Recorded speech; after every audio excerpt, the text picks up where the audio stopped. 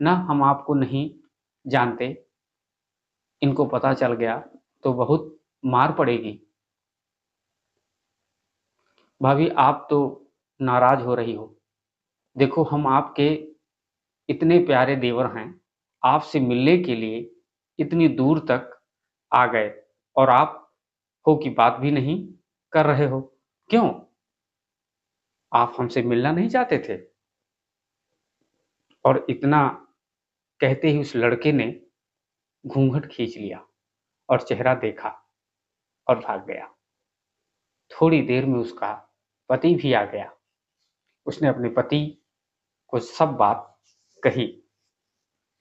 पति बोला, चिंता मत करो, वृंदावन बहुत बड़ा थोड़े ही है, कभी भी किसी गली में लड़का मिल गया तो हड्डी पसली एक कर दूंगा, फिर कभी भी ऐसा नहीं कर सकेगा।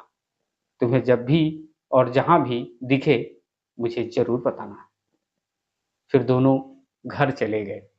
कुछ दिन बाद उसकी सासू माँ ने अपने बेटे से कहा, बेटा देख, तेरा विवाह हो गया, अब बहू मायके से भी आ गई, पर तुम दोनों अभी तक बांके बिहारी जी के दर्शन के लिए नहीं गए।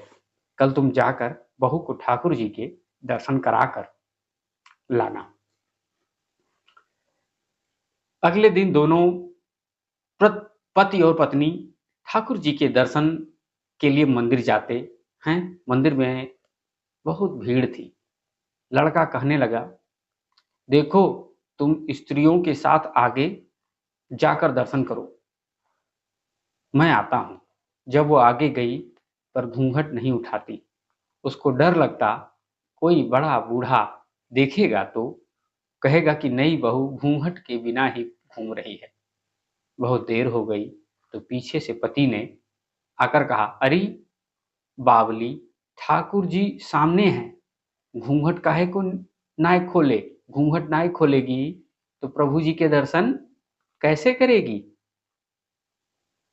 अब उसने अपना घूंघट उठाया और जो बांके बिहारी जी की ओर देखा तो बांके बिहारी जी की जगह वही बालक मुस्कुराता हुआ दिखा। तो वह चिल्लाने लगी, सुनिए ओ जी, जल्दी आओ, जल्दी आओ। पति जल्दी से भागा भागा आया और बोला, क्या हुआ? लड़की बोली, उस दिन जो मुझे भाभी भाभी कहकर भागा था ना, वह लड़का